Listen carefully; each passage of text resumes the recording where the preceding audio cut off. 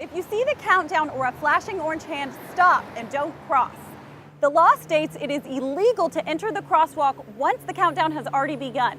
You could be charged with jaywalking and a hefty fine of $190 to $250. New microchip technology embedded in debit cards offers a new level of protection. It uses a method of ever-changing numbers to approve transactions and withdrawals, making it harder for thieves to access personal information. For most of us in LA, going to Disneyland is a quick trip down the 405, but less people might be going now. Next year, Disney's unlimited pass will exceed $1,000, an expense some families just can't afford. Getting around in LA could be convenient and cheap if you're willing to share a ride. Simply request an Uber pool and a driver will pick you up and someone else heading in the same direction. But riders wonder, is it safe?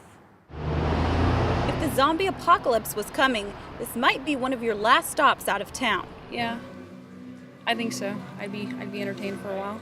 The Last Bookstore on Spring Street in downtown Los Angeles offers the ultimate bookstore experience, says store manager Katie Orphan. There's been a big revitalization of downtown, so more people are coming here for restaurants and bars and theaters.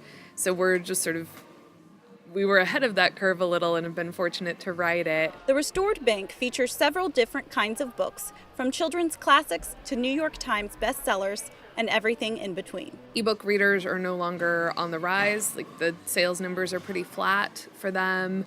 There's been a big resurgence in the last couple of years, maybe a little longer, for people who would rather go to a physical bookstore, who would rather read a physical book. Orphan says most shoppers are surprised to realize that 3/4 of the books are used.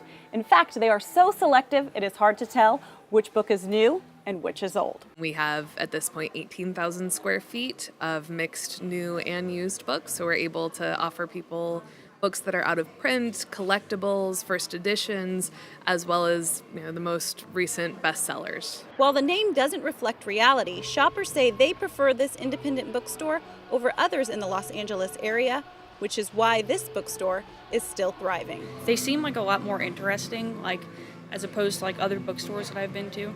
I haven't seen any other places like it before. In downtown Los Angeles, I'm Krista Torres. Homelessness in the city, depending on the year, has continued to exponentially grow since 1999. As Los Angeles declares a state of emergency for homelessness, organizations are calling the government out. It raises more awareness around what we're trying to do, and it's great in terms of hoping to raise private funds to help what the city's trying to do. We've never considered it a state of emergency. It's just the state of affairs of LA. Tom Bagamani, the founder of the Giving Spirit, can make these claims because he's been on the ground helping the homeless since 1999. This year we're dedicated to over 4,500 lives, and there are 2 events. And so, and it's in the form of survival kits that we build that are made of elements that anyone would need for sustenance if they have nothing. Our motto is we give them everything to survive where they stand or sit, or happen to be huddled under.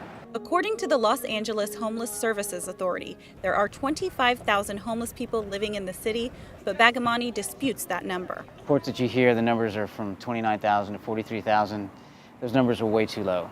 It's probably twice that. A lot of the unreported homelessness that's out there, multiple families living in a one-bedroom motel room, people living in their cars, they're not being counted.